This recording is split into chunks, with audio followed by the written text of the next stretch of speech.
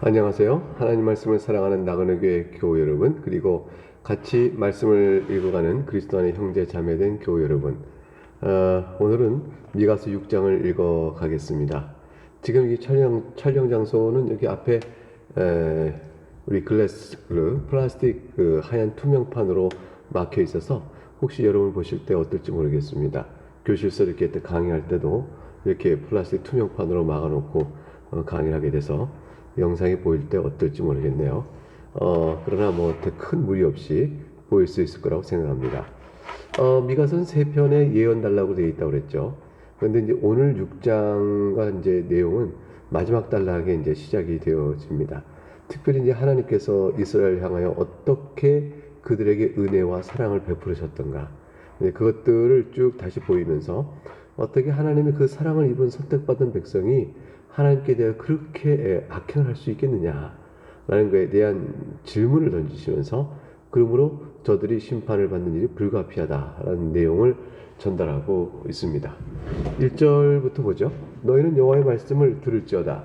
너는 일어나서 산을 향하여 변론하여 작은 산들이 네 몫을 듣게 하라 하셨나니 너희 산들과 땅의 견고한 지대들아, 너희는 여호와의 변론을 들으라. 여호와께서 자기 백성과 변론하시며 이스라엘과 변론하실 것이라.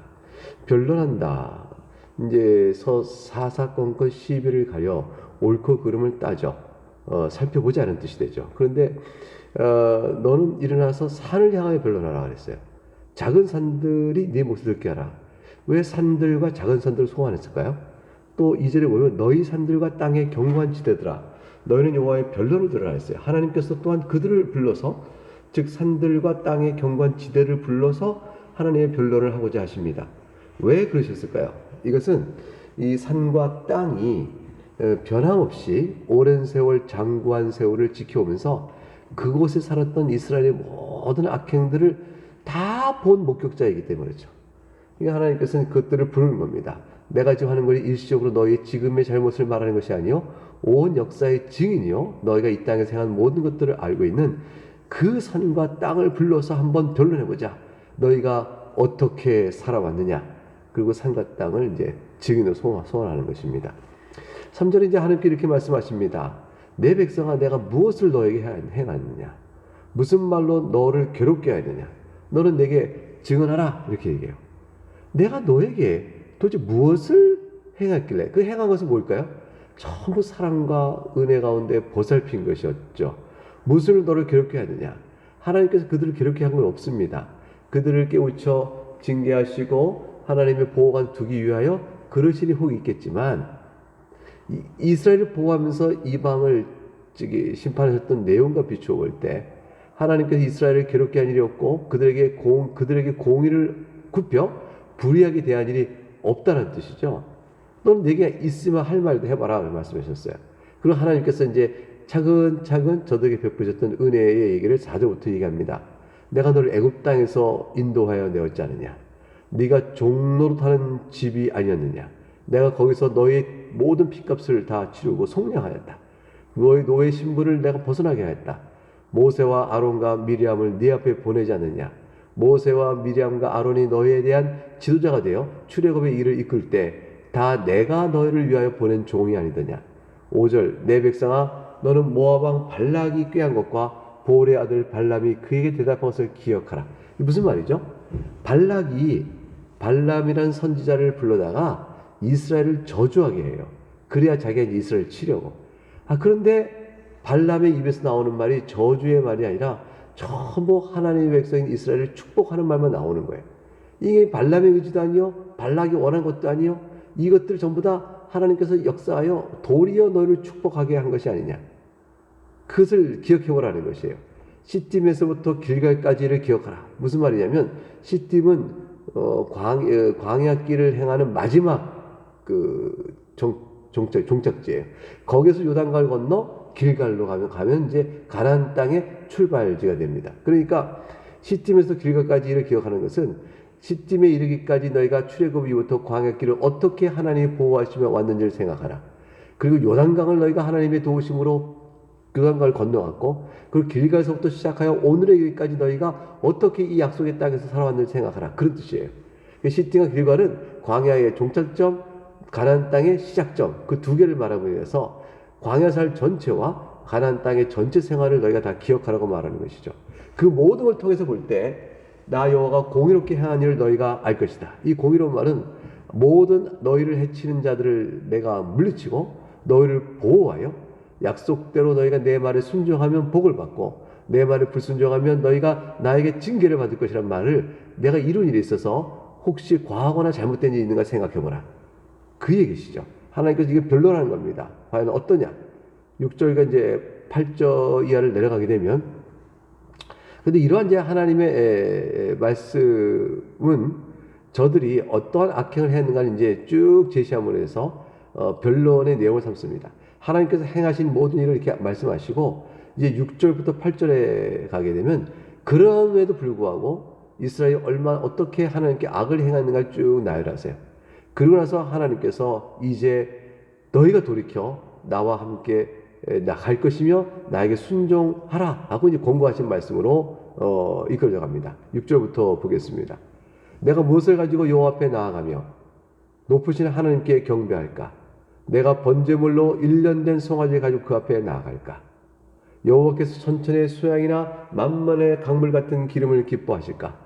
내 허물을 위하여 내 마다들을 내 영혼의 죄로 말미암아 내 몸의 열매를 드릴까? 이게 굉장히 유명한 부분이죠. 미가서에서 가장 유명한 부분인데 한 번일 거예요. 우리가 살펴왔던 이제 베들레헴 에브라다야, 네가 비록 작으나 이스라엘 다스리는 자가 너에게서 나올 것이다. 이렇게 말씀해요. 그는 근본이 상고의 영혼이다 하신 말씀도 너무너무 유명한 말씀이죠. 동시에 지금 읽었던 6절과 7절의 말씀도 너무너무 유명한 말씀이에요. 내가 무엇을 가지고, 그러니까 하나님께서 이스라엘에 내가 너에게 베푼 은혜를 생각해보라. 내가 너에게 공의를 굽힌 적이 있었느냐, 구부린 적이 있었느냐라고 쭉 그들을 출애굽부터 해서 가나안 땅에 이르기까지 가나안 정착해서 사는 동안 모든 상황 또 하나님 행하신 일을 다 기억하라고 말씀하시면서 이제 너희가 나에 대해 어떻게 대해야 되겠느냐 그걸 물으시는 거죠. 그 이스라엘의 한 이제 죄를 드러내시는 거예요. 근데 저들이 무엇을 가지고 여호와 앞에 나아가며 높으신 하나님께 경배할까? 내가 번제물로 1년 된 송아지 가지고 그 앞에 나갈까? 하나님께 이런 은혜를 받은 이스라엘이 하나님께 무엇으로 갚아야 될까? 하나님께 번제물 1년 된 송아지 가지고 나가면 1년 된 송아지는 아주 좋은 송아지입니다. 그래가지고 번제물을 드리면 최고의 제물이 되니까 하나님 기뻐하실까? 하나님께 무엇으로 은혜를 갚겠느냐? 천천히 순양 만만의 강물 같은 기름이면 하나님 기뻐하실까? 내 허물을 내 마다를 내어주기까지 내가 하면 어떨까? 이 내 마다를 이건 이방 종교의 우상 제물의 사건을 연상케 하는 거죠.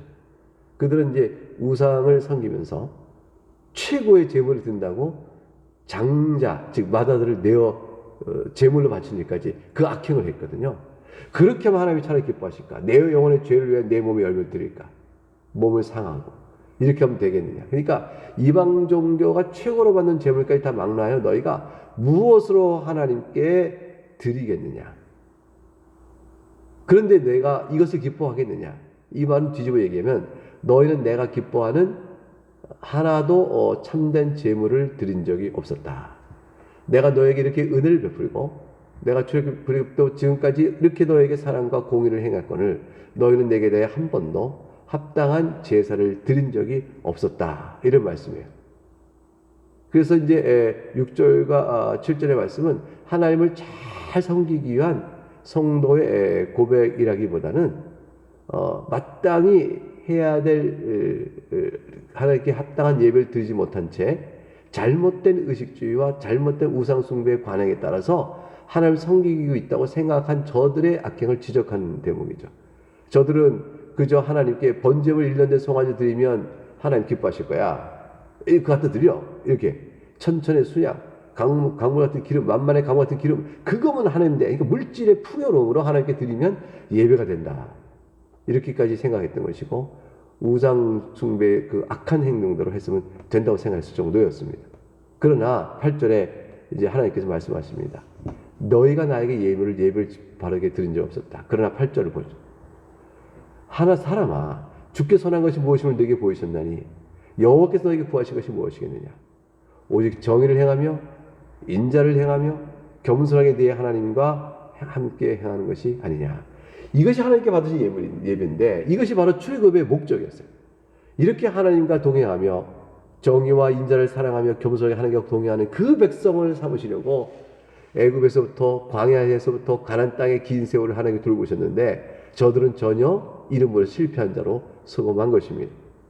이것은 예수님께서 박하와 회당과 근처의 11전 너희가 들이되 율법이 더 중한 바 정의와 긍휼과 믿음을 버렸다 하는 말씀과 같은 맥락이죠. 마태복음 23장에 나오는 말씀이에요. 또 사도 바울이 너희 몸을 하나님 기뻐하신 거룩한 산제사들이라 라는 로마서 12장의 말씀과 생각해 볼 때도 또 연결되는 말씀이죠. 이런 말씀이 다 있듯이 이것이 하나님 기뻐하시는 제사였습니다. 그러나 저들은 잘못된 제사를 드렸던 거죠. 타락하고 우상에 쩌든 형태로서 악행을 행하면서도 그것이면 된다고 생각한 거예요. 악을 행하면서도 그저 하나님이 기뻐하신 제물을 드리면 된다라는 식으로 기름을 드리면 되냐, 순양을 드리면 되겠습니까? 1년 된 송아지를 드리면 되겠습니까? 이것으로 하나님 기뻐하실 수 있을까요? 악행을 하면서도. 9절에 하나님께 이렇게 얘기하시죠. 자, 여호와께서는 성읍을 향하여 외쳐부르시나니 지혜는 주의 이름을 경외함이니라 하셨어요. 너희가 지혜가 있다면 하나님을 어떻게 경외해야 하는지 그것을 알지 않겠느냐. 이제 보라, 너희는 매가 예비되었느니 하나님께 너를 이제 징계하려고 하니 그것을 정하신 이가 누구신지 들을지어라. 그러니 너가 지혜가 있다면 너희를 징계하시는 분이 어떤 분인지를 바로 알고 누구신지 알고 얼른 돌이켜 하나님의 이름을 경외해야 되지 않겠냐. 살 길을 찾아라, 이런 말씀이죠. 합당한 하나님 앞에 합당한 생활을 해라, 이렇게 말씀하고 있는 거예요. 근데 이러한 하나님의 마음에도 불구하고 하나님이 행하신 것과 저들의 악행을 비교하여 하나님께 행하신 그 마음에도 불구하고 저들은 심판을 받을 수밖에 없는 타락한 모습을 보입니다. 그게 10절과 12절에 어떤 타락이었나요? 악인의 집에 아직도 불의한 재물이 있느냐? 축소시킨 가증한 에바가 있느냐? 에바는 것은 약 23리터쯤 됩니다. 제법 크죠. 그리고 큰 곡물을 담아서 이렇게 재는 그 도량 기구예요. 근데 그것을 축소시켰다. 그러니까 겉은 크게 똑같은데 속에 뭘 깔고 뭐 이렇게 해가지고 양이 적게 들어가서 파는 사람이 곡물을 조금 주고 돈을 같이 받아버려요. 불의한 재물을 얻는 거죠. 11절, 부정한 저물을 썼거나 저울을 부정하게 쓰거나 주머니에 거짓 저울추를 두었으면 깨끗하겠느냐. 저울추가 또 거짓대. 그리고 주머니에 진짜 추가 있고 거짓추 넣고 이렇게 싹 바꿔서 딱 달고 그런 겁니다. 부자들은 강포가 가득하였고, 강포란 것은 뭐예요? 상대를 죽음에 이르게 할 정도로 포악하고 불법과 불의로 행하는 모든 행동을 가리켜 말하는 것이죠. 강포가 가득하였고 그 주민들은 거짓을 말하니 그 혀가 입에서 거짓되도다. 그 말은 아예 거짓말을 상습적으로 한다는 것이 일상이 되어버린 것이죠. 이렇게 악을 행한 저들이니 하나님께 저들이 말하기를 1년 된 번제를 드리며 송아지를 번제로 드리면 하나님이 기뻐하실까 하는 것이 이게 받아들일 만한 제물이겠는가, 예배겠는가? 천천의 수양을 드려봐라, 하나님 그걸 기뻐하시겠는가? 만만의 강물 같은 기름을 드려봐라, 하나님 기뻐하시겠는가? 이 모든 것들이 다 헛된 것이라는 것이죠. 이제 13절 16절의 마지막 부분을 보겠는데요. 이렇게 이스라엘이 악하게 행하여 재물을 취한들 그것을 그들이 누릴 수 있을까? 그 결국이 어떻게 될 것인가? 하나님의 심판의 손이 닿으면 그것은 하나도 너희 입에 들어가지 못할 것이다. 이러한 말씀의 내용이 13절 이하에 나옵니다. 13절, 그러므로 나도 너를 쳐서 병들게 하였으며 네 죄로 말하며 너를 황폐하게 하였나니. 네가 병들면 불의한 재물이 네 것이 되게 얼마나 네가 누리겠느냐. 너의 죄로 말하며 도리어 그 불의한 재물을 다 빼앗아 황폐하게 되고 망하게 되게 만들어버리겠다. 14절, 네가 먹어도 배부르지 못하게 될 것이다. 항상 속이 빌 것이다. 네가 감춰도 보존되지 못하겠고 보존되고 있다면 내가 칼에 붙일 것이다. 무슨 말씀이냐면 이방 국가의 군대를 일으켜서 이스라엘을 침공하게 하여 저들이 불의한 재물을 쌓고 자기들의 개인의 만족을 누리려고 하는 그들 모두 다 강탈하게 만들겠다는 것이에요. 하나님의 심판이죠. 15절에도 그 하나님의 심판이 이어집니다. 네가 씨를 뿌려도 추수하지 못할 것이며 감람나무를 밟아도 기름을 내 몸에 바르지 못할 것이며 포도를 밟아도 술을 마시지 못하리라. 3번 반복하죠. 추수하지 못한다.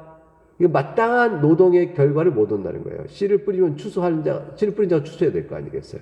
감람 열매를 밟으면 기름이 나와야 될 거 아니겠어요. 포도를 밟으면 이게 술이 돼야 될 거 아니겠습니까? 그래서 포도 밟은 자가 술을 마실 수 있어야 될 거 아니에요. 이 모든 일은 너무나 당연한 노동의 필연적 결과인데 이걸 다 하나님께서 다 누리지 못하게 하시겠다는 것이죠. 철저히 노동의 결실을 빼앗아 버리시겠다. 황폐케 하겠다는 말씀입니다. 16절 가장 무서운 하나님의 심판의 내용이 나옵니다. 너희가 오므리의 율례와 아합 집의 모든 예법을 지키고 그들의 전통을 따르니 내가 너희를 황폐하게 하며 그의 주민을 사람의 조석거리로 만들리라. 너희가 내 백성의 수욕을 담당하리라. 이 너희가 하는 것은 결국은 오므리의 율례와 아합 집의 모든 예법을 지킨다 하니까 이스라엘 왕족들이죠. 그리고 또 귀족들이에요. 그들이 전통을 따른다 했으니까 오므리의 율례와 아합 집의 모든 예법은 뭐냐면 한마디로 우상숭배예요. 우상숭배. 오므리의 아들이 아합이잖아요. 아합은 또 이세벨과 또 혼인하면서 얼마나 극도의 타락한 우상숭배를 온 이스라엘에 뿌리 깊게 내린 사람들입니까? 그들의 전통을 따르니 우상숭배 자체가 심판의 내용이에요. 결국 너희가 우상숭배했던 것은 큰 심판에 놓이게 될 것이다. 이런 뜻이던데 왜 영적으로 회복되거나 갱신하거나 하나님의 은혜의 말씀을 들을 그런 형편이 못 되니까요. 내가 너희를 황폐하게 하며 그의 주민을 사람의 조속으로 만들리라. 그러니까 우상숭배가 하고 영적으로 타락하고 하나님 심판하여 황폐케 되고 이방 나라의 군대에 의해서 유린을 당해버리고 사람들의 조속거리 저것이 하나님을 잘 섬기지 못하고 우상을 숭배는 저렇게 망했다라는 조속거리가 될 뿐이며 너희들은 내 백성의 수욕을 담당하리라. 온 백성이 당할 수욕이 바로 너희 왕족이요 귀족이요 사회적 지도자들에게 임할 것이라고 하는 것이죠. 이건 대표적인 의미를 얘기하는 거예요. 그러니까 온 이스라엘 백성이 당할 모든 그 수욕거리를 너희가 그렇게 당하게 될 것이다. 바벨론의 아수르의 침략을 받아 철저히 망하게 될 것이죠. 너희는 유대 지도자라도 내 백성의 수욕을 그러니까 참 하나님께서 이렇게 말씀하시는 것은요. 이스라엘 백성의 지도자들이 온전치 못함으로 온 백성이 고난받을 것에 대한 말씀을 이렇게 풀어주고 계신 것이죠. 내 백성이 당하는 모든 수욕에 대한 책임이 바로 너희에게 있다. 라고 말씀하시는 겁니다. 그런데 이제 한 가지 여기서 소망이 있는 것은 내 백성이라는 말의 표현입니다. 내 백성이라는 말의 표현은 그것이 하나님께서 언약 관계를 아직은 어떻게 돼요? 포기하지 않고 있음을 보이시죠. 여전히 이런 악한 자들임에도 불구하고 하나님이 내 백성이다. 언약 관계에 있는 내 백성이라는 말을 쓰심으로 인해서 저들에게 소망의 기회, 회복의 기회에 암시를 주고 계세요. 징계를 행하고 있지만 저를 돌이킬 기회를 하나님이 아직 거두지 않고 있다는 볼 수 있습니다. 이것이 이제 7장이 나옵니다. 내일 살필 7장에 보게 되면 하나님께서 얼마나 자신의 백성을 아끼시고 회복시키실 것인지에 대한 이야기가 이어져 나옵니다. 이 내일 말씀을 또한 큰 기대를 가지고 함께 살펴보도록 하겠습니다. 오늘도 이 말씀 가운데서 여러분이 주 안에서 복된 하루가 될 수 있기를 주의 이름으로 축복합니다. 감사합니다. 샬롬.